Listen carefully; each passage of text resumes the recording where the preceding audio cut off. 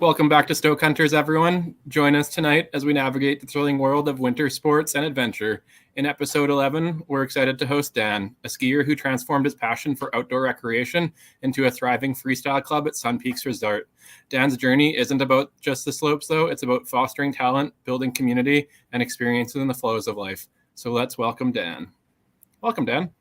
Hello, Jared. Thanks for having me. Yeah, of course. How have things been? Good. Just drove to Golden from Calgary, and I'm all set for a week of work in the mountains. So I'm super excited. It's puking snow out here right now. Unfortunately, I won't be skiing. I'm actually recovering from ACL knee reconstruction from August 4th, 2022. So February 10th, fingers crossed, everything goes well with the surgeon and he'll approve me to go back to slope and to skiing and jumping and back to peak performance. So I'm really excited about that.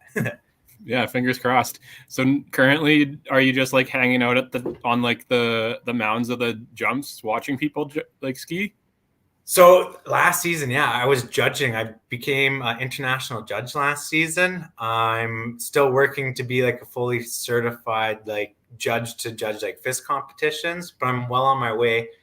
So after my injury, unfortunately, I had to step down from coaching, and I fulfilled an admin role duty with the club, and I continued doing that. So that kind of kept me on board. But the following season, I decided to opt out to return to the club and offer up my position, and they took my position and split it up into a couple of roles and hired on a couple of amazing coaches to replace me through my time of absence up at Sun Peaks there. So the club is thriving without me being there, which is excellent. But I've seen my coaches on the circuit with judging. I've seen the athletes as well. So I never hold a biased opinion. It's like whoever throws the best trick is going to be judged in that regard. Yeah. But otherwise, it's nice to just kind of like make those connections and see people out there and have such a big involvement. Because not only did I work for Sun Peaks, I worked in Calgary for a number of years. I worked at Silver Star as well. So I've kind of been all over the place. For sure. And then I guess speaking of like your other times, can you tell us your early days and, you know, what led you to start the freestyle club at Sun Peaks Resort?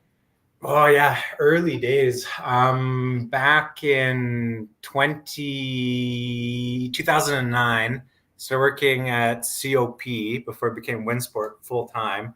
And prior to that, I used to be like a racer, and I did a bunch of Nancy Green programs. And then quickly outgrew that and got into like more jumps and bumps. And really enjoyed that, and then turned around and started coaching the Nancy Green programs and did the racing scene, and quickly found out that wasn't for me. So I moved away from Nikiska, where I was working, and I went to COP full-time 6 days a week. My first year, I racked up 162 days on snow. I was actually really excited about that. Might be 172, but I think 162. Anyways, yeah, it was super fun. And then after that, I pursued going to college in Golden back in 2010, 2011.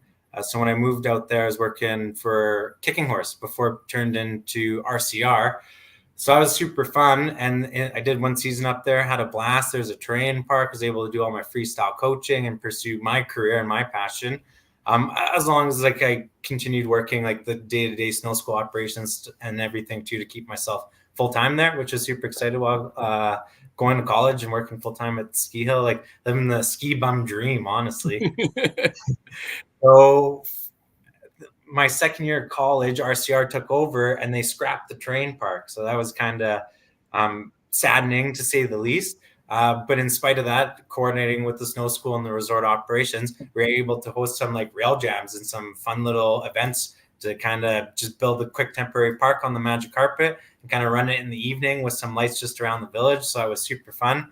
They actually just did that again this year, which was super exciting. So they're starting to like reintroduce it more, but that was like we're talking a decade later, and they're trying to get the park up and running. Yeah, I saw a petition the other day of people like getting people to sign it to bring the jumps and everything back to RCR, because yeah. And I would say we had one last year too, but it's interesting. Like everybody has a different, like Nikiska's got like Najibska, and they got all these rails and boxes and features, which is exciting. Fernie has a thriving freestyle program, and they just hosted their first timber tour last year, and like must have been at least a decade. So freestyle club, that's like almost your bread and butter, is like hosting an event and having all these people travel to your club and come compete at your hill. Not only is it good for the club, it's awesome for the resort too, to get that recognition and that business as well. So it was awesome for them to host an event. They did an amazing job. It was incredible. So it's starting to get a little bit of a comeback. And then you look out east, and then you get like a separate park pass to go into the train park, and RCR is kind of doing that as well. But anyways, back to topic. So after RCR, loved college, decided to pursue more endeavors, more education. So I moved to Kamloops to go to Thompson Rivers University while doing my degree in tourism management there. So while I was there, I was like, hey, I like instructing, I'll get a job at the ski hill. I was going pretty full time at the start, like 3-4 days a week. And then in the later years, when I was pursuing my master's, it was like way more full time up at the resort running the club. But in the early days, there was no like freestyle program up at Sun Peaks. They had an awesome locals program on Fridays, and all the kids wanted to learn freestyle. And I was like, okay, like why not create a program revolving around this and like the locals? And then it just really grew from there. I can go on and on about it if you like. For sure. But so yeah, was starting the club. It was exciting because there's no program. So I created my own curriculum, wrote out my own 10-week plan, had like almost like a quick like coach handbook that they can print off and take with them. So it was really exciting, like back in 2013 when I moved to Kamloops. So it was like by the 2014 season, like 2013, 2014 season, I was like already well underway to be like, okay, I'm going to make something happen for like the locals and for the resort. And then was able to like pitch my curriculum to like our executive director at the snow school, and he was all for it. And then he took that to the board, and then it just grew from there. And it's okay, let's start implementing this on the weekends. So we're doing it on the weekends, like an actual freestyle program, but again, like centered around the locals, which is super exciting. And then it just like kept growing. And then it was like 2014, 15 season. The club was like growing within the locals program, within the snow school, and the numbers just like kept getting bigger. And I was like, okay, so by 15, 16 season, we had a demand for like going to competitions. Like these kids, like these athletes of mine were like so good. I was like, we need to bring them recognition. We need to reward their pursuits and their endeavors with being good athletes. And I kind of pitched it to the parents, and they were all for it. So like, okay, let's go do it. And then our director of snow school, he's pretty supportive of it too, but the resort wasn't able to compensate me for starting to travel right away. So I was sleeping out of my Ford Escape. that was fun. It was like, I don't know, I learned a lot. Life changing. I learned, don't leave your groceries under your car when you go skiing for the day, because a dog will come eat it.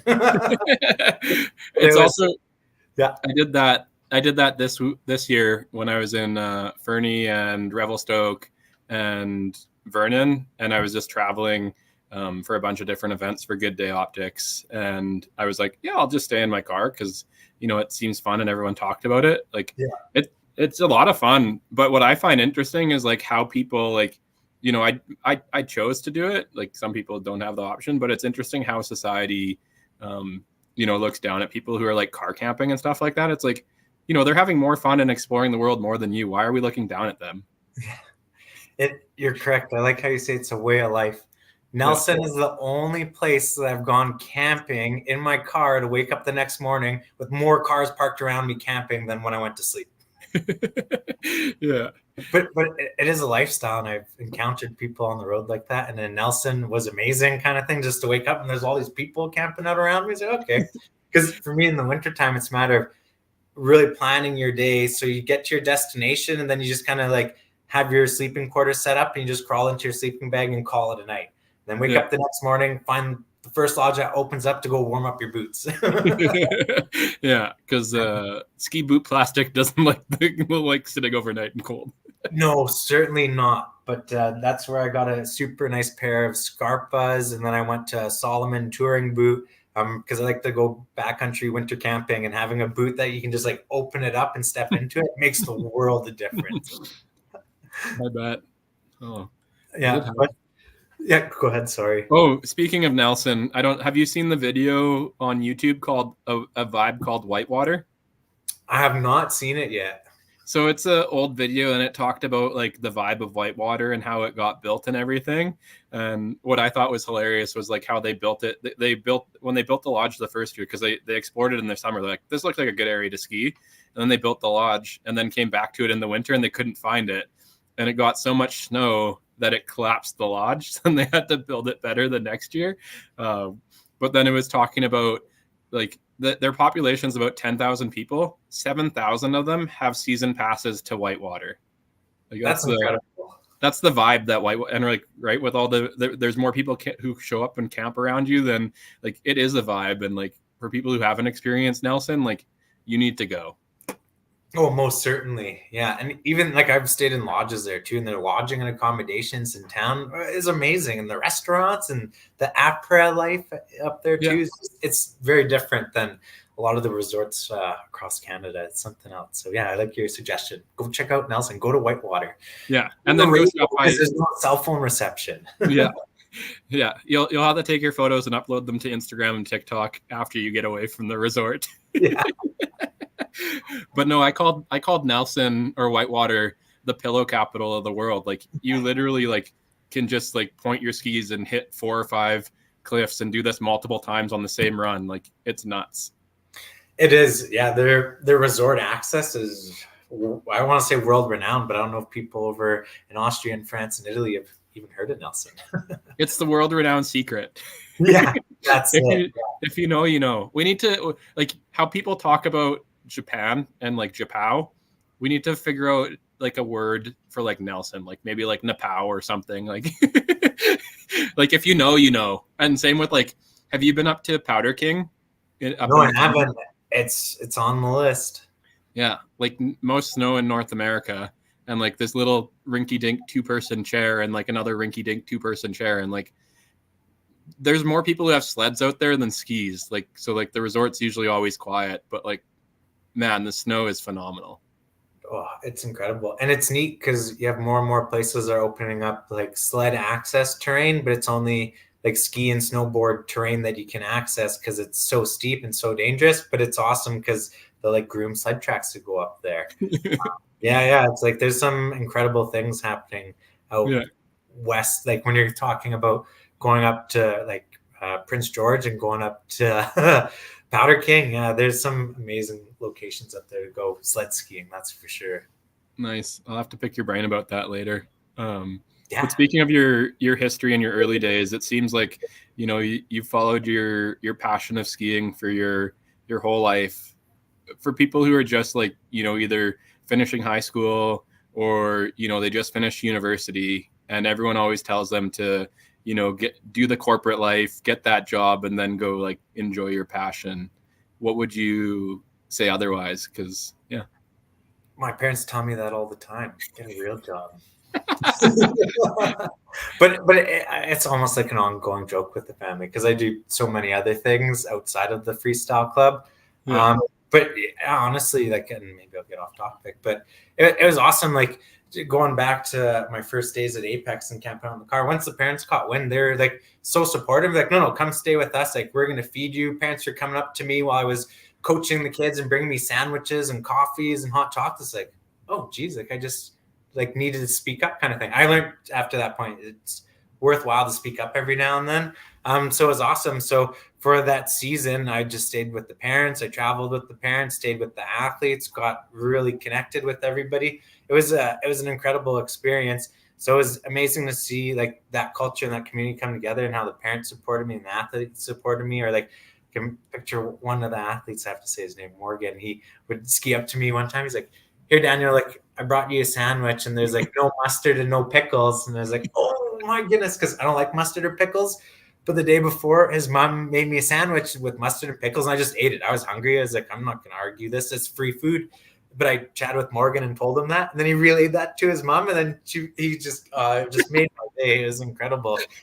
And even now, like, I can think of one. I'm going to have to mention his name, Charlie. Like, he's been messaging me nonstop on Instagram. He's like, "I'm going to check it out. Can't wait to see the podcast. I can't wait to see you on Stoke Hunters. Is it going to be on Spotify? I won't make it to the live stream, unfortunately, but it's amazing. Like I just feel so humbled and so blessed to like have touched so many lives over my span of like my career.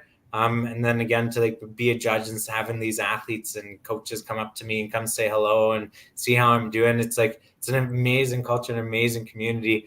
And even from like starting it with like Sun Peaks and like through the snow school, and like the director at the time was so supportive and like me trying to be like innovative and create this, and you could see my passion, and through my passion I saw the opportunity and I just like sought it out and I was like, okay, like I'm gonna make this happen, it's gonna go somewhere.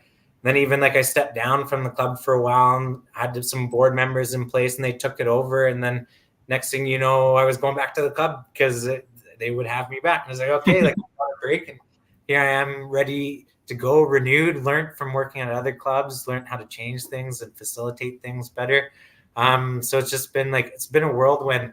Regarding it as like a job, it's amazing to have made it like a full-time job. It took a lot of legwork and I found myself doing like, I don't know, 60, 70 hours a week, especially at Sun Peaks. When I started building mogul courses, I'd be up there at 7 a.m, going up the first lift with patrol, going to put up bee netting and all the fencing that I took down the night before for the groomers to come in.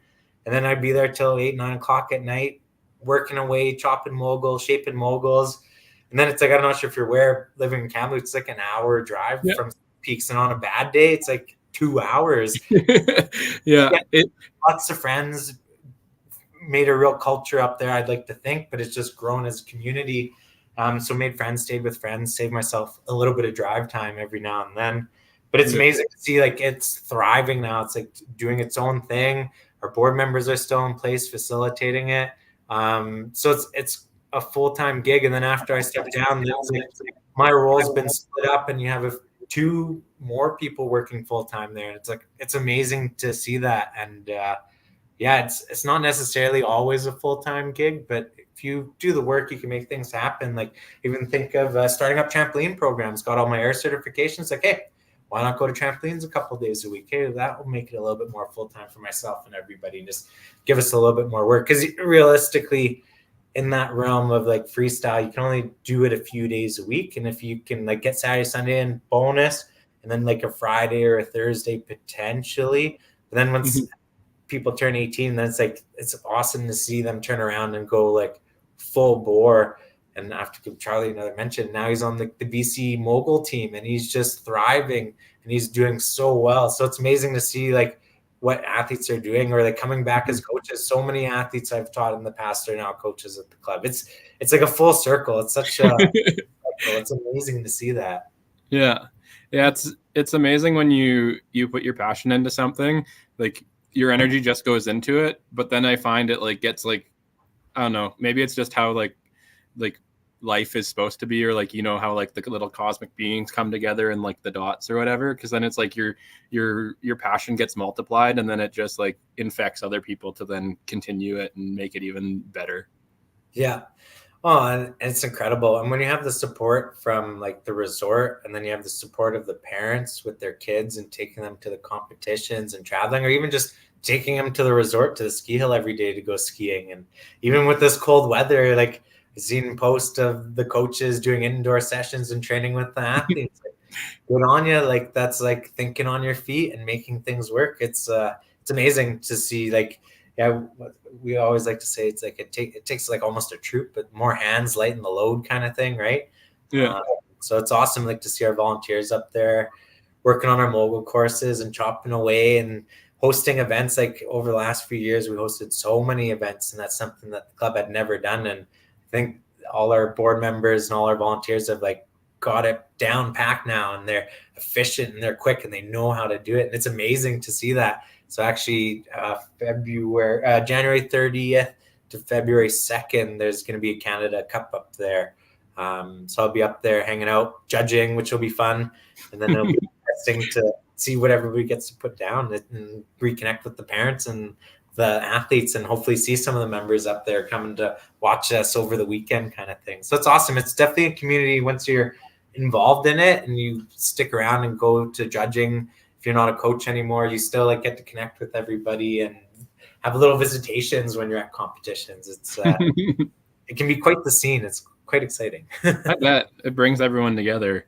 But speaking of moguls, I always thought like, you know, you guys just like take them off in the summer, store them in like a shed, and then like bring them back up in the winter. You're telling me you have to shape all those? Yeah, so efficiently, like there's so many ways to do it, and I can go into like a detailed discussion over the next 3 hours about building moguls. But the easiest way to do it is you do it with a cat. You do it in sections, and you just like push it up and build your alternating moguls. But then you're left with these like huge mounds of like snow. You have to go in and shape them by hand with a shovel. It's a lot of work, and it's a strenuous task. But I learned it's like the minute the cat's done, I got to go to work, because if I'm not up there shaping them right away, they freeze up overnight, and then you're left with these blocks of ice on the resort. And it's like then it's even harder to work it. Those were some of my latest nights, like easily up there till midnight, 1 o'clock in the morning, shaping moguls. And it's like, as long as I got one lane ready to go, then people can come ski it, and I can spend time working the other ones. You just, people from the road will just see this like one random like headlamp on the slopes. Yeah. It'll be Dan shaping the mogul. Oh, I got to know the cat drivers so well at Sun Peaks, the late nights working the moguls with them. And then eventually they'd take off to go do grooming, and I just have to call them and let them know I'm going off the mountain. And then some late nights they would be so surprised I was still up there, or they'd touch base with me and check and be like, "Are you still up here?" And be like, "Yeah, I'm still up on the run." Like, "Can you see me with my headlamp up here?" but all in good fun, and all for like the love of the club and the love of the sport, to get something going for the athletes to train on. And it took like that was I want to say like almost like a 6-7 year task for me to even get a mogul course up there, just like with hoops and barriers, and just trying to please everybody, to the extent where we were able to open up our mogul course, and we were able to open it up to the public to go utilize it, so they could go train and practice on it. And yeah, it was pretty fun. In my last season there, one of the parents like did a bunch of videos of me, and then he made a QR code, and then there was a link to all the videos on how to ski moguls and shape the moguls and help out with the moguls. It was pretty awesome.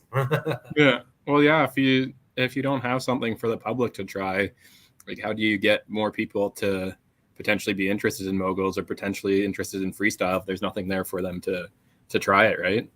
Yeah, most certainly. And I'm an advocate, go to snow school, get a lesson kind of thing.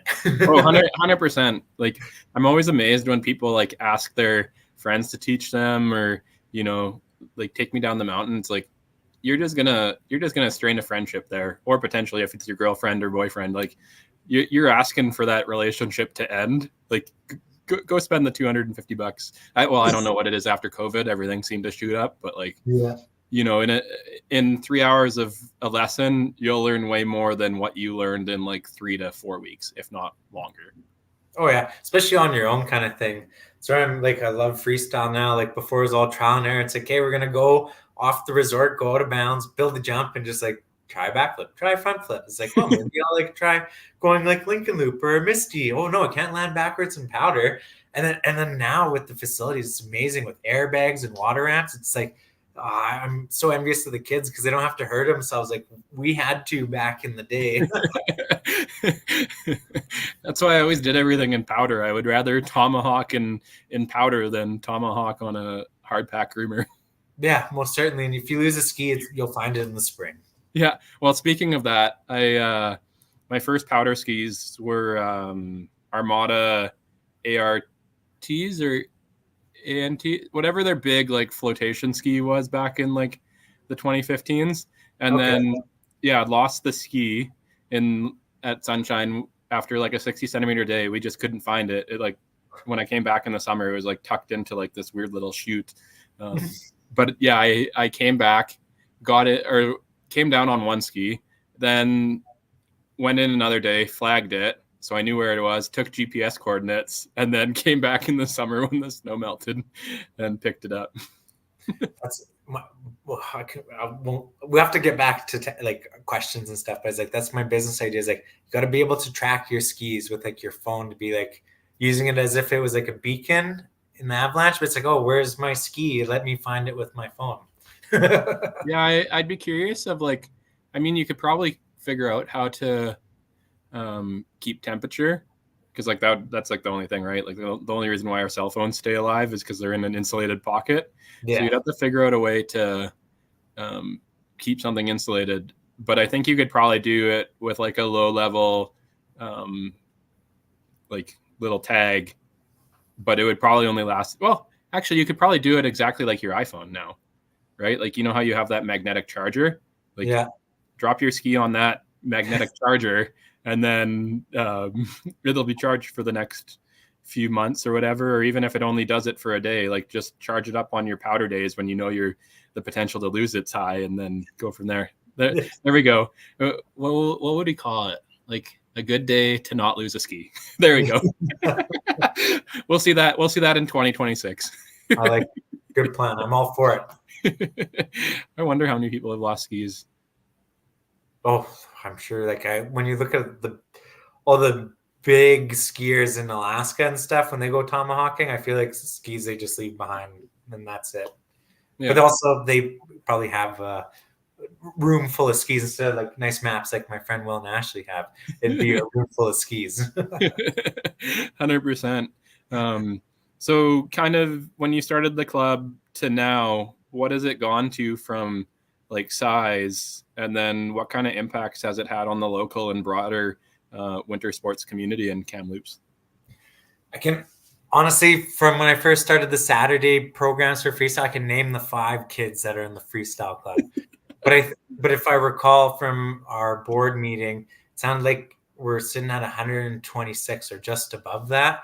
And that's like with the skiers and the snowboarders and everybody with the club, it could be as close to 150 now. So it's come a long way. But you're looking at like a strong decade of athletes coming through, and then now like turn to coaches kind of thing. I think of Charlie as an example. Like he's one of my first athletes, and that's like 10 years ago when I first moved to Kamloops in 2013, coaching the Friday local programs. He was on it.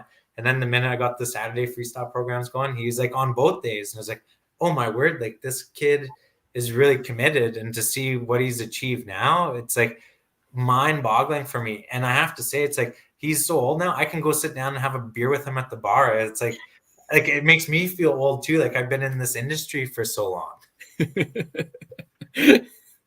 That's hilarious. Yeah, so the club's like tremendously grown, and I think like the business life cycle, like we're still in the growing stages, and like from 2015 and now, like pushing for an airbag, and it's like getting so close. And now we applied for this Mackenzie Top Peak Award, and Sun Peaks Resorts all behind it, and it could be like $100,000 for the club, and then a bunch of other like local not-for-profit organizations too within the resort. So like the money can really be split up in many different ways and be utilized by so many people, which would just be like tremendous to see kind of thing. So it's just like ever growing, and even to see the resort and the local population growing up there too, and meeting parents that have moved to Sun Peaks. I haven't heard it like we've moved here for the freestyle club, but I met parents that moved there for the mountain biking in the summertime and stayed for the skiing kind of thing and started a family there. And I'm not sure if you're aware, but Sun Peaks has a school on the ski hill kind of thing. Like who doesn't want to go to school and take a T-bar or take a magic carpet to go to school and go skiing at recess and get Fridays off to go skiing? Like it's pretty amazing community up there. And I know like our board member, like majority of it's the locals from Sun Peaks and Kamloops.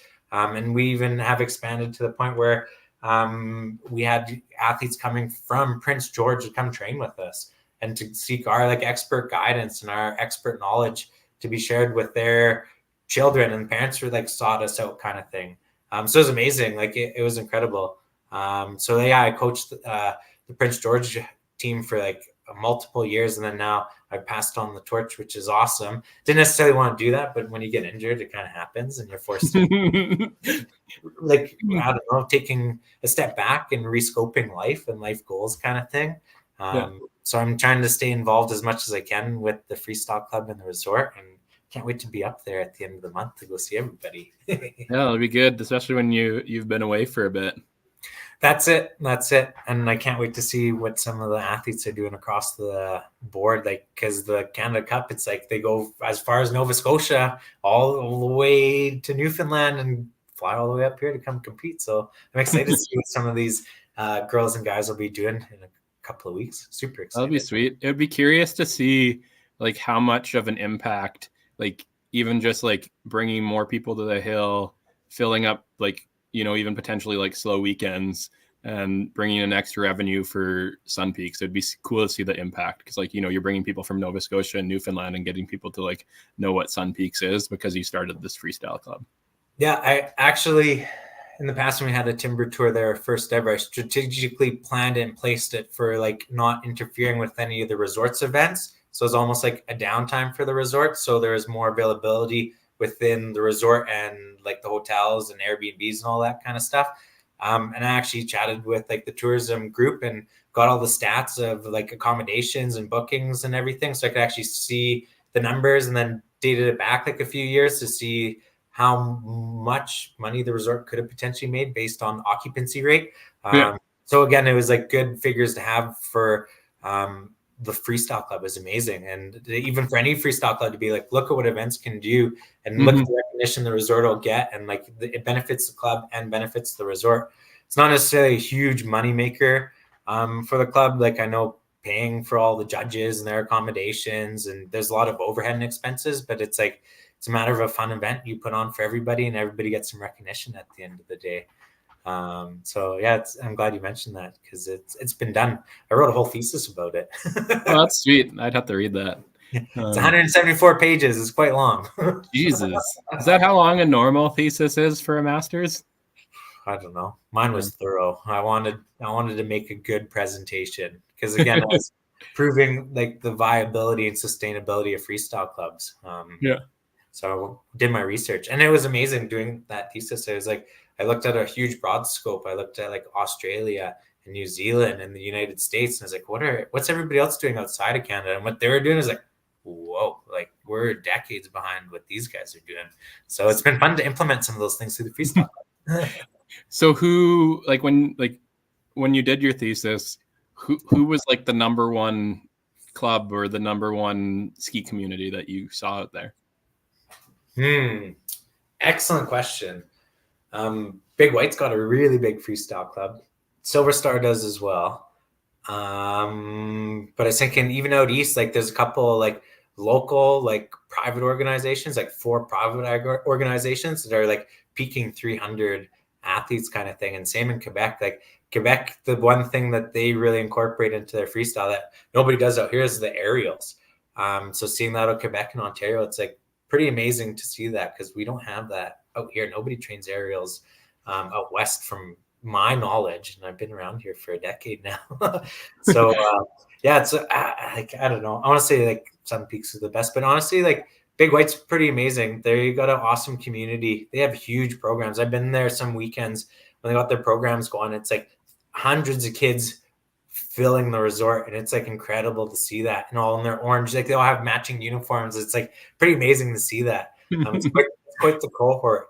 But I think like for like if I I could mention names, but it's like I think like some of the Ontario clubs for what they deal with out there with snow and everything, their feats are incredible. Like with building jumps and parks and stuff, it's amazing to see what they're putting out there. Even for events locally, they're thriving, which is incredible. Because again, like this year, look at Blue Mountain, December 28th, they weren't open out in Collingwood because they had no snow. So knowing what they've been able to do over the years and seeing those guys and girls come out and compete in like the West and come and hit the big jumps, it's amazing to see some of the athletes they're producing out there. So if I can honestly say, like, I don't think one club is better or worse than another. I think it's just like they're all different in their own ways. There's no industry standard really. It's just a matter of like get your coaches, get them on board, and if you can retain them, good on you. And that's what we really focus and thrive and strive to do at Sun Peaks, and trying to help coaches with their endeavors, pursuing more certification, things like that. Get them to sign contracts and stuff, get them to stick around. It's nice, especially when you have the locals. Like, yeah, it's nice to see them stick around. So, yeah, it's like all the clubs just are doing such an incredible job. I'm proud of all of them. Yeah, 100%. Yeah. And like speaking of clubs, what is working with young athletes done to like influence your personal growth? Or young athletes can be challenging, but they can be a ball of fun too. Yeah, I don't know. Like for me, like the most rewarding thing for me, like teaching the young ones, is like bestowing a leadership role on them and be like, hey, you know what? Like you're gonna lead the group down, take them down the mountain, and like pick a safe location to stop, kind of thing. And if you can get them, tell them you in advance, perfect. Otherwise, just like, just go ski and just stop somewhere safe, and it's awesome. And then every now and then, you'd be like, maybe pick a skill for us to do as we go down the mountain, be it jumping or spinning 180s or 360s, like anything really. So it's kind of nice, and I like doing that early on, and it just like helps them get a sense of leadership, and they don't necessarily even understand it or know it. And for me, it's like that's rewarding. But even with the young ones, it's like when you get to a certain age, you almost like hit like a barrier and you can't progress anymore. I'm like that. Is like my last front flip I did was back in 2013. And then now it's like with the injuries, like I never know if I'll flip again, but I'm gonna try. I gotta go make sure I try. But with the young ones, it's like just like the sense of like the aha moment where like, oh, like I did the 180 or like I got the grab. It's like that sense of achievement is like incredible for you and for them, but also it can be like a real struggle. Like if they're not getting it, it's just not clicking, then you really have to like get on their level and like get on one knee and be like, you know what, it's like, okay, like we got the whole season to get this trick down. Like you'll get it eventually. It's going to take hard work and dedication. And if you can help them understand that, then it's like kind of reassuring for them. Especially like for parents, it's like, essentially it's like you're competing with yourself. Forget about what the other athletes and everybody's doing. Like compete with yourself, do the best for yourself. And as long as you know you can go out there and do the best you can do, then you got to be satisfied with that, really. But the young ones are fun. Yeah. Who's fun? Snowball fights all around. They're always so funny. I remember when I was skiing at Snow Valley out here in Edmonton, like it was like, I feel like the average age of like snow sports on the hills is like 15 or 14, maybe even less at the local hills, because none of the adults come out because they're like, why would I come out? But it's like night skiing is so much fun. Like I would rather do that and work on my rails and my jumps than like watch Grey's Anatomy for the 5th time. Well, and that's where Big White always impresses me, because they have a chairlift just for their terrain park, and then to see their athletes up there training in the evenings and just like going nonstop. And I've seen it at Sun Peaks. We got a little like platter the kids go on, and it's just like nonstop, like 24/7, like train. Like some kids, some athletes show true dedication, which is awesome. But then you got to have the recreational fun part of it too, right? Oh, 100%. Because I always say, like, I don't know, like I just picked up mountain biking this summer. Like before that, I didn't ride. Like I had a bike, but I never really like rode, and I probably hadn't rode for like 12 years. And then I was starting to do like 20 kilometers every day. But like, oh yeah, like I was sorry, I was brain fart, but like, you know, I started bringing out more people at, like I would do rides at 6:45 in the morning before everyone went to work. And I would just get all these like business guys and like, you know, people who are talking entrepreneurship and like starting their things. And it's like, you know, I focused more on having them have fun and have a community there. Because like if I was 5 minutes slower, it meant I could have more people having fun. Whereas if I'm 5 minutes faster, I'm still like 5 days slower than like all the Red Bull athletes. So it doesn't really matter. But then I have no one to ride with. Well, I've listened to your podcast with the mountain biking communities, and it's like I love mountain biking. We talk a whole other podcast about it. Yeah, but yeah, like I don't know, like there's always going to be a better athlete than you. So why don't you just like let anyone come out and do it? And especially like with skiing and mountain biking, I feel like sometimes it gets a little gatekeepy for some people. Like they're like, oh, you can't, like, you know, you're a beginner, you can't like find my secret stash, or you can't do this run because like, you know, I grinded for 7 years to find this run. It's like, well, no, like bring more people out, share the Stoke. Let's like make it more enjoyable rather than like, you know, like I remember when I started, like, you know, I made sure all my like clothes matched, and, you know, I didn't have a goggle gap and all this other stuff. Like maybe let's not have our beginners have to focus on like making sure they fit in rather than like just focus on having fun, and they can fit in once they figure it out. But that brings up, so 3 general rules I have with the freestyle club, and hopefully it still resides with them. Rule number 1, safety. rule number 2 is fun, and then progression, right? Yeah. And if you can get progression, that makes it fun. But like fun, always got to have fun. And I'm an advocate for flow state and living in the present moment, and like skiing, mountain biking, climbing, kayaking, anything, any sport. It's like once you're within that moment, like you're living in that time, and like how can you not be grinning like ear to ear kind of thing, right? No matter how Yeah. slow, how fast you're going, it's just like you're in there in that moment, like on the ride of your life, essentially, no matter what you're doing, right? And Yeah. that's with the young kids. Like I think of with them, it's like when you see them achieve that state of mind and they're not really thinking, they're just going out there and doing and having fun. It's like they've achieved that flow state, and now I can pass it on to them. But with the young ones, it's hard to get them to like understand that, right? Yeah.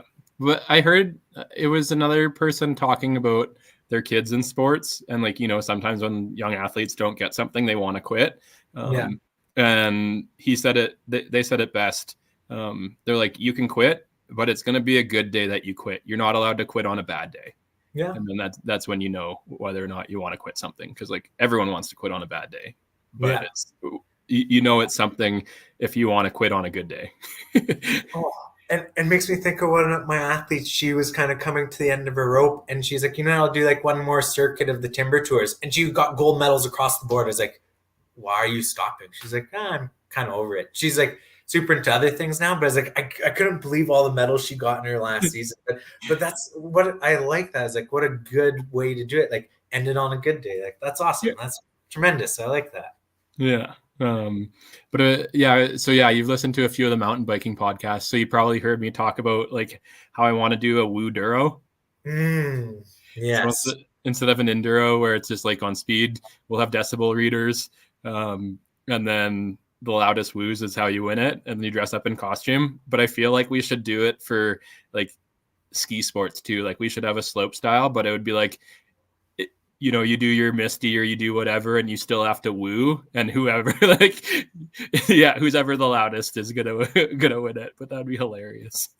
I like that. Calgary is something maybe similar, but they don't measure the decibel levels, but they call it the snow rodeo. So I was like, yeah, they could do it during that event. That could be good. That'd be sweet. So as you've built Sun Peaks Freestyle Club and everything, who or what has been your biggest inspiration in your journey with winter sports?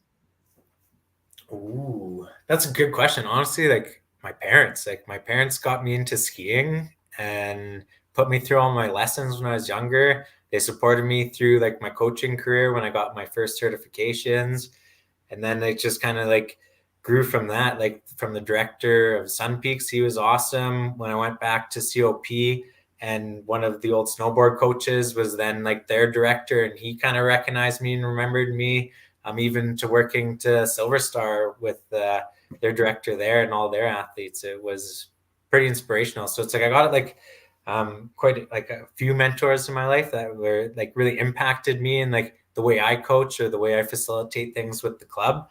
So it's not just like one person, it's like always forever changing. Even like being at college and teaching last week and like running into my program director there, and he like inspired me to like do a bunch of different things in the classroom. Oh, awesome. Okay. I like, what a good so it's like, yeah, I was like, I'm always like, I have my opinions, but everybody's opinionated, and I like to listen to what people have to say, and it can impact you meaningfully, or you can just kind of like in one ear out the other ear and not really listen to it, right?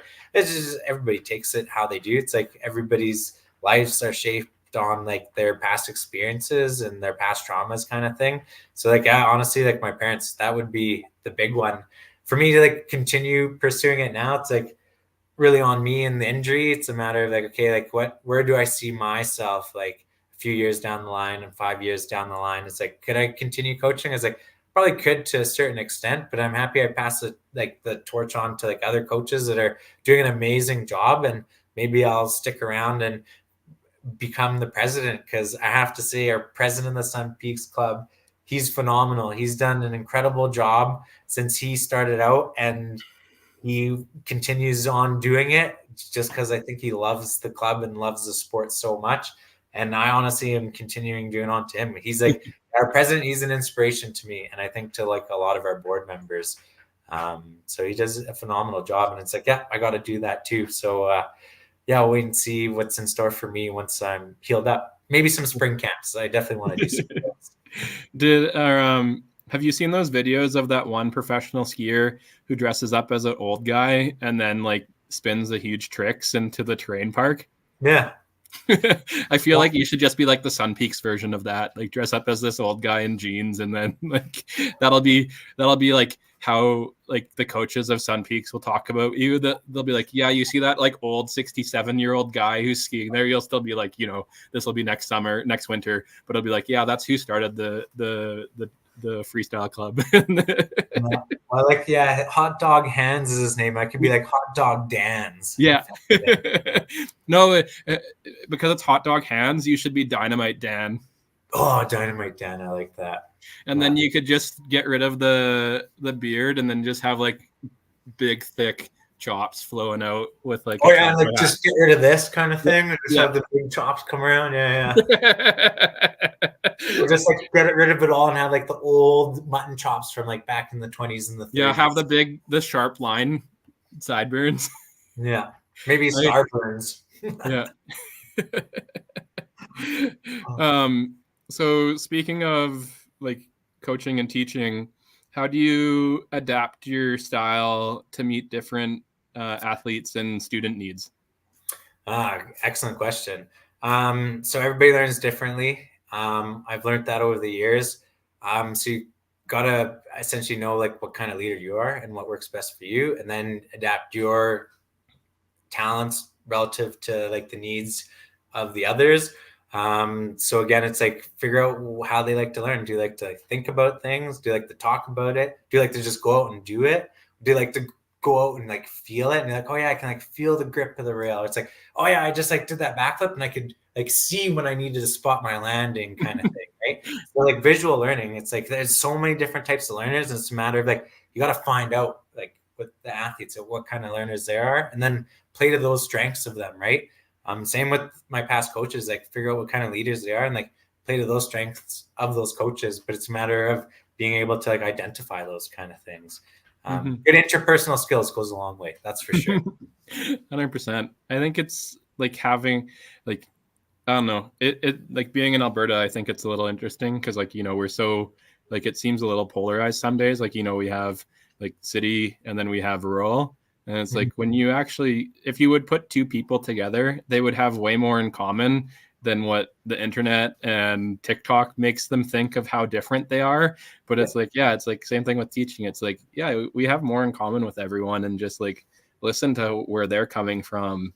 And then you can usually have like the conversation go together, and it's not very vastly different. But like, I remember one conversation, I was at an event in Edmonton, and they were talking about how like these guys were like super right wing, and they were talking about how it was like, what was it? It was like trans population was like skyrocketing and all this other stuff, and they were like getting super offended or something. And then that we like looked at the data, and it was like because like other, like if someone just clicks other, then like they're automatically filtering that data into like being like LGBTQ, and it's like, well, no, other can just be like you didn't want to tell anyone, whatever. But it's like this, so it was like skewing this data, but then like the media like portrays it so badly, and then it's like when you take the second to stop and listen and look, it's like it changes things vastly.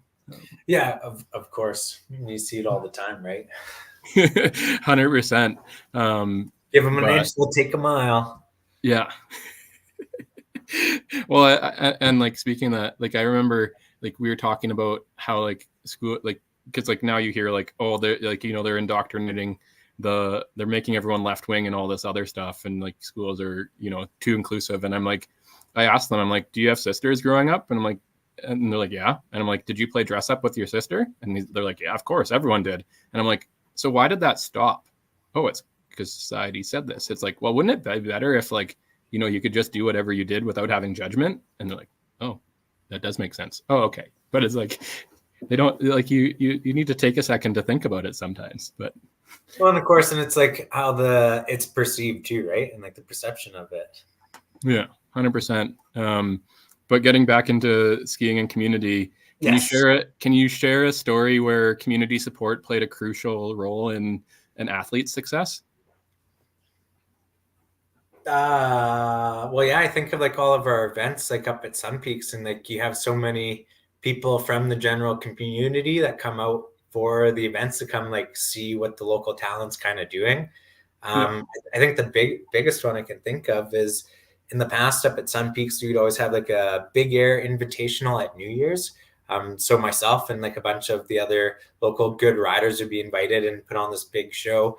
But in recent years, like the last couple of years, it's kind of changed to like the Sun Peaks Freestyle Club athletes, like going on and putting on a show for the locals, which is awesome. And then to see like the resort behind that and the community behind that and everybody just being there, I think that's the best example I could think of within recent years. Like most certainly, yeah. Like even this past winter, I think it was a massive turnout, and then fireworks and everything afterwards, right? But I think that's one of the biggest one. And any event we have up there, you have so many locals that are retired that are just looking for something to do and happy to volunteer their time, which is awesome. We can't thank those people enough for their support.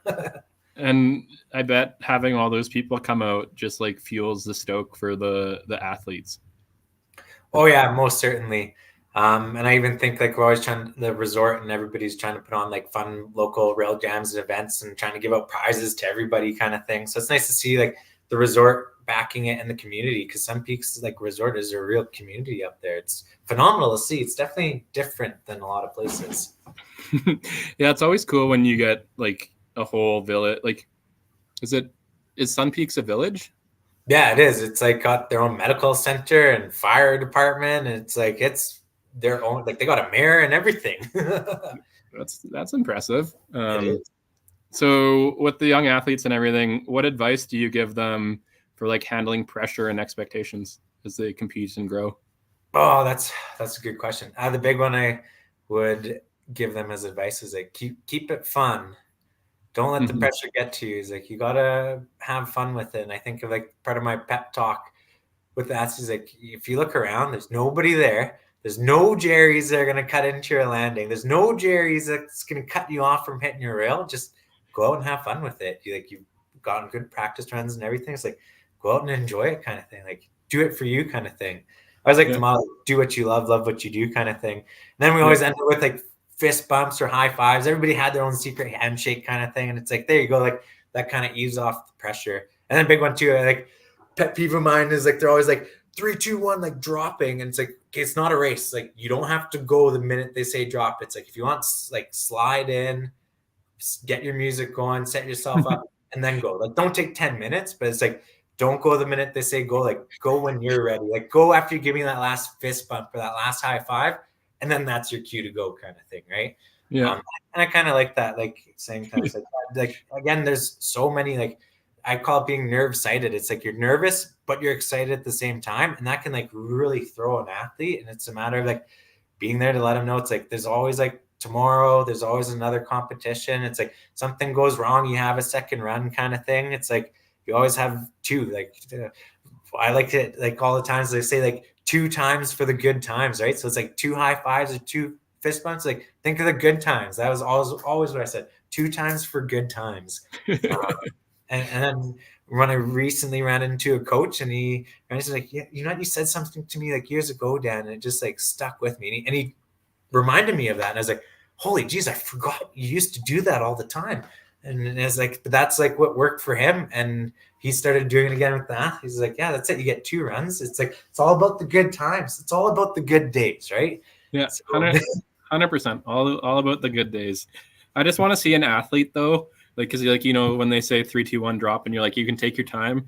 I want to see an athlete come with like the 80s boombox and just like come ski up to it, let his like hype music play, sets it down, and then goes and does its run. I think that'd be hilarious. yeah. And I apologize if all 140 of your athletes then go do that for the next competition. The best one, I had an athlete pull out his tooth right before dropping on his mogul run. It's like, am I bleeding? And he smiles at me, and all his teeth are covered in blood. He's like, just smile at the judges when you jump next to them. Intense points. Yeah. Well, we could do a podcast on just like things that happen in the start gate, like behind the scenes of freestyle with athletes and with coaches. You should that's where you're transitioning to. You can have a podcast called Startgate, and you'll just like locally film it. Like you'll pick an athlete from every competition, or maybe like have like 5 or 6 of them, and just do like a 10-minute like quick conversation and see if anything wild comes, and that'll be you. Well, all I would do is just ask a coach and an athlete if I can just put a mic on each of them to record their conversation.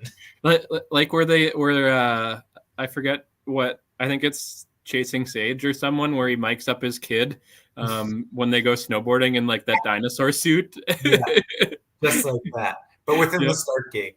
Yeah, 100%. Dynamite Dan and Startgate. I'm all for it. Can you share a success story of an athlete who displayed remarkable resilience? Oh, I said his name earlier. I'll have to give him another mention. Charlie. I'd say his last name, but I don't know if I should. But anyways, Charlie. It's awesome. Like, met him 10 years ago. He grew up skiing with his parents, got into freestyle. The first kid I ever tobogganed out was with him at Apex Mountain when he fell on his tailbone. And now he's on the BC team. It's like, it's amazing. BC mogul team. And he's killing it. He's such an incredible skier. But that's not the only mention I can give. I have to give it to, I'm going to say his name full, like Justin Rokosh. He's an incredible athlete. I had the pleasure of teaching him and watching him do some of his first doubles ever. And then he went to the BC Park and Pipe team. And then he turned around and came and worked for us at the freestyle club while going to Thompson Rivers University. He's still going to university. I think he must be in his 3rd or 4th year now. And he's like directing some of our programs up at Sun Peak. So he went like from athlete to major athlete, and then turned around and he's coaching now and doing a phenomenal job. And he's running our Instagram page and everything. So like, kudos to him. Like, he's stuck around for the long haul. And Charlie too, like even like when he was like 16, he's turned around. He not only was he like training for like BC Mogul team, he was like coaching for us too on his days off. And if he was at Sun Peaks and not away at Apex training. So like, yeah, those are 2 guys I got to give some major kudos. Like specifically because they've stuck around for so long within the freestyle. Yeah. And Charlie's seen it grow. Like he was in the top 5 for athletes kind of thing. Like I have a photo of us having the first ever Sun Peaks Freestyle Club barbecue at a Dew Tour. It was Dew Tour Amateur, and they all have these like huge XL t-shirts on that are going down to their ankles. Like so cute and adorable, but it's crazy. And now he's like 10 feet tall. He like towers over me. Like, God, blows my mind. Have you had any athletes get close to heading to the Olympics yet? Those could have been 2. Like even Justin switched over to snowboarding, and he should become our snowboard coach because he's a phenomenal snowboarder. Like he's doing doubles on skis, and he's like going to take it to the snowboard within the next year. Like he's a phenomenal guy. Awesome. But yeah, like Charlie, like maybe one day there, we have some young guns that are like 12, 13, 14 that are going to the Canada Cups that are working on doubles at 13, like working on doubles and taking them to snow. It's like, oh, my mind's blown. I was like, yeah, don't hurt yourself so that you can go to the Olympics and pursue that career that Porsche has. But I've been with athletes at their like worst, like bad days, like kneecap explosions or like broken femurs and things like that. And that's like horrendous to see. And they bounce back. But I feel like when they get to our age, they might not bounce back, and that could be like jeopardizing to their career. So I just hope that never happens to them when they're young, so that they can really get into their 20s and their 30s, and we can see where their career goes, kind of thing. I need to get their autograph sooner rather than later, because sometimes I think they're going to be so big that they're going to forget about me, and I'll just be watching them on TV and be like, look at these guys go.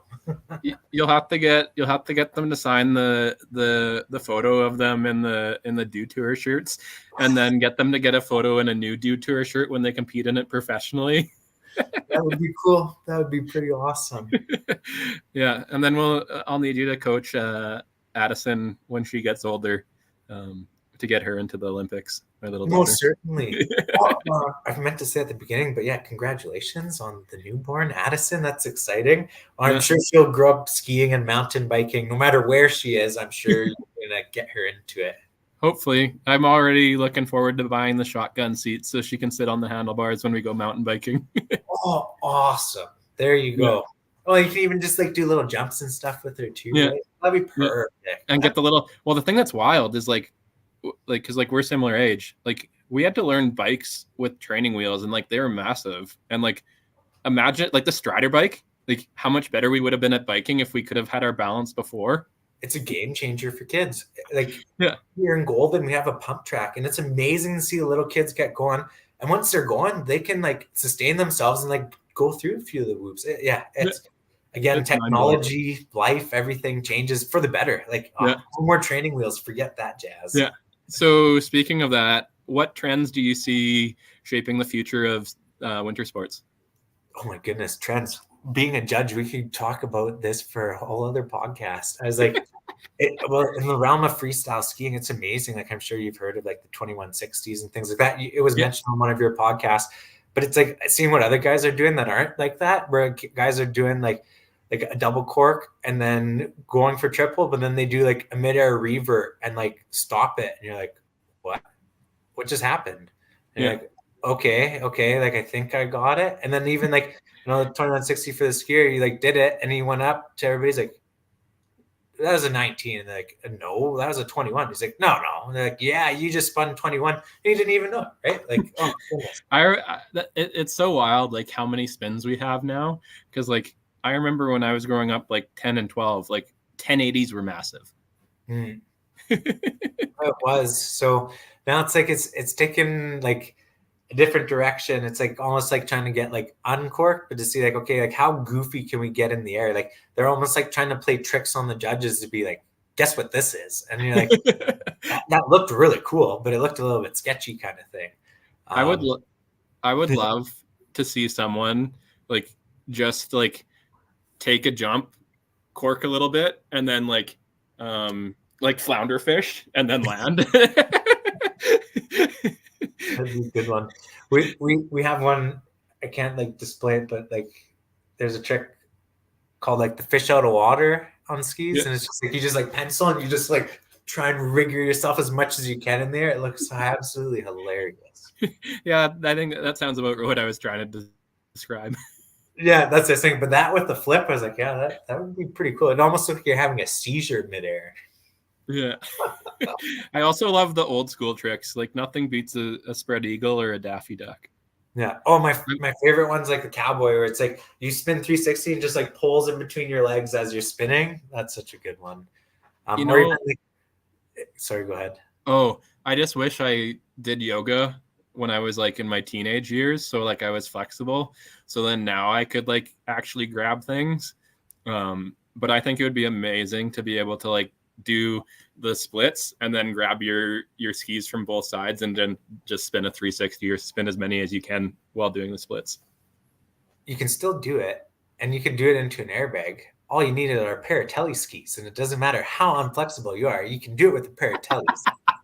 I have a trick. I should actually do it and get it on video to like claim it as my trick, but I call it the mouthful. And you like grab your skis when you're tellying, and then you just like pull the skis and like put them in your mouth. And it's called the mouthful. There you go. Dynamite Dan. That'll be a signature trick. Well, yeah, I was thinking like, yeah, I've been known for many names, but Daffy Dan used to be one of them. You could just have a full Canadian tuxedo and then have like a giant dynamite embroidered on the back. I like that, and like a nice big white beard kind of thing. Yeah. White long hair. Yeah, I like that. Yeah, dynamite with like a big bright yellow like triangle or an orange triangle on the back. Oh, and then like a sign underneath that says like kaboom. Yeah. But yeah, I was thinking to your question, like, yeah, where's freestyle going? I think it's only going upwards. I think it's getting more recognition now, especially with the Olympics and stuff. So I think it's just on the up and up. Most clubs are growing. When I did my thesis, it sounded like all the clubs were doing pretty well, and nobody showed signs of a decline in the industry, which is really good. So I think it's just going to keep on keeping on, and it's going to be amazing to see what some of the pro athletes start putting out for tricks this season, because there's some amazing things out there. But I'm liking the style now that it's kind of getting away from the triples, and it's like, okay, how like creative can we get, or how innovative can we get with our tricks to set ourselves apart from the rest of the athletes competing. So that's what I'm all about. I like style. Well, look at Henrik Harlow, and like I would even think, like I could be wrong. Like I know Candid Thorvex threw out some massive tricks and threw out some massive stuff, but I think he was always throwing down like innovative like runs and like doing like the last three like what was his big videos that he launched like a few years ago, like where he'd go down the whole I forget the name, but where you like 360'd over a helicopter and like all that other stuff. Like, oh, you're talking about Candid. Yeah. Oh, I forgot what it was. I can't remember, but I know the ones you're talking about. But right, like he never was spending 21s. He was doing like good shit and then doing it cool. Mm-hmm.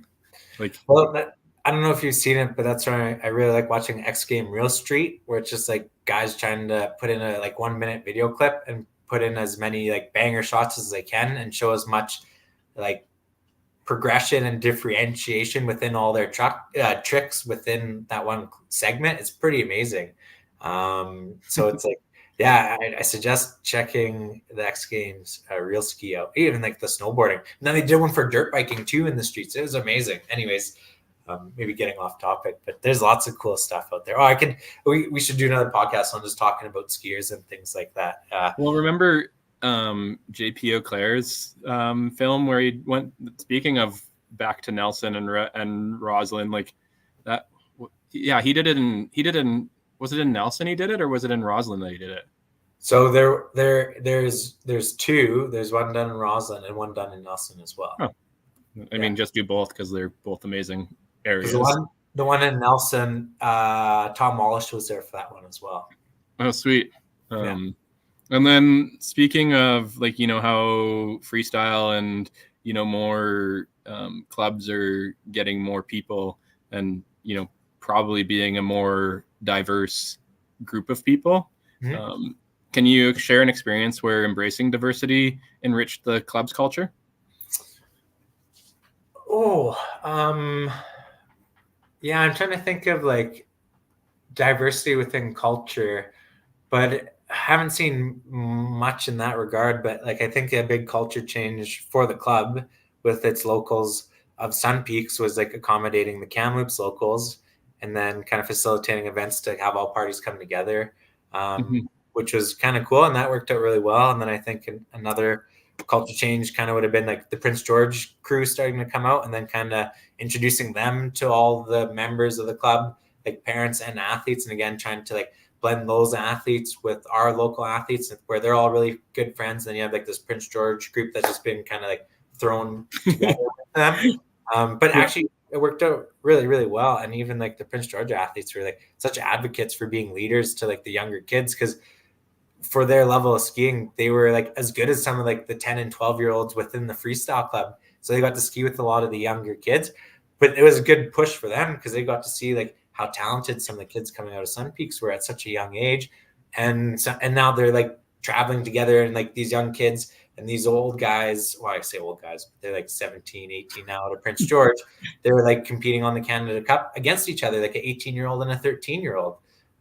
So it was like, that's a little bit of a shock for them, but it all worked out. Like, yeah, they're all super good friends. They all hang out together at like the competitions. They travel together for events and stuff. Like they went to Lax last spring to go ski up there with our head coach. So it was like pretty amazing. That would have been a big culture change for those athletes that went, because they've never traveled like that. Yeah. Yeah, like, and I think if I could really think of one, I think the biggest culture change was when we went not for profit, when the club kind of separated itself from the resort. And again, with the resort support to allocate us permission to operate at their facilities, like call it free of charge. It's not like we have to pay $10,000 a year to be up there. But we host events and stuff, so that brings them some good benefits and recognition. So I think that was kind of a change for us to be fully implemented on our own, paying our own coaches and things like that, and getting our own like workers' compensation, and like having to fulfill roles of doing HR amongst coaches and dealing with athletes and stuff. It all falls on us now on the board. as opposed to this resort, right? So I think that was a big culture change, but Mm-hmm. all for the better, really, because we're kind of liable for our own undoings now and Yeah. not anybody else. Well, So I think that's the big one. It's like I'd love to see like a larger diversity in our culture of skiers, but I think us growing up in Canada, it's gonna kind of be more. I have to say, like white people doing it. And I'd like to see more people coming out of the woodwork, but it's not something that, how would I say, like tickles their fancy. It's like such a weird culture shock to them. So when I was at Thompson Rivers University, it was awesome with the ski club. We would take like beginner skiers and first time skiers out, and we kind of do all the coaching ourselves as just like peers with them hanging out, and that saved on lessons and things like that. But it was awesome for them, and that was a culture shock for sure. And like people would show up in jeans, and you're like, ooh, jeans and skiing. We need to rethink this right now. And then even for us within the club, it was like, okay, now we need to send out a memo to be like, you need a snow jacket, you need mittens, you need a toque, a balaclava, you need good warm socks, not like rinky dinky ankle socks and snow pants. So like again, within running that, it was like super fun how we developed and changed it for the cultures within Thompson Rivers University and to kind of accommodate them. It was an awesome program, and I love teaching them how to ski and getting them out there. Honestly, I don't know if they ever went again, but it's just like for them, it was the experience, really, right?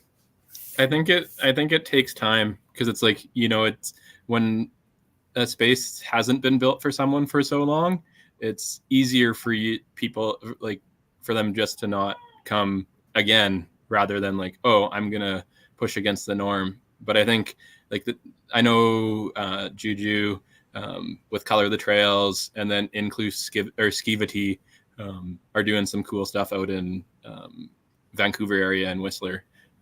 So I think it'd be cool to see more come out. That brings up a thought like Seven Peaks, there's this awesome snowboard program for the indigenous population up there. And it's a huge group of snowboarders that come out on the weekends to snowboard. And I just kind of thought, I was like, ooh, I wonder if any of them would like to come ski and like, or try skiing, right? And even have like some of the coaches facilitated from the freestyle club, maybe even the snow school to like kind of come together and be like, oh, let's like take the snowboarders out skiing and just have them try something new, right? Yeah. Because you never know, like I've had one athlete, he was like a good snowboarder, came to skiing and thrived at skiing, and he's like, I'm done snowboarding kind of thing. So I was like, maybe that could swing like somebody to come join the freestyle club. I don't know. But well, I did that. I snowboarded all my life and out in Saskatchewan and was just like local sponsored for snowboarding, but then stopped doing it when I moved out to Calgary because I didn't have anyone to like same skill level to snowboard with. So then it was like, I'd go do a double black and I'd be down in 3 runs and my friends are tomahawked at the top, double ejection. I'm like, yeah, this isn't too fun. So then in university, I decided to switch to skiing. And then I think that was probably like 2013. Okay.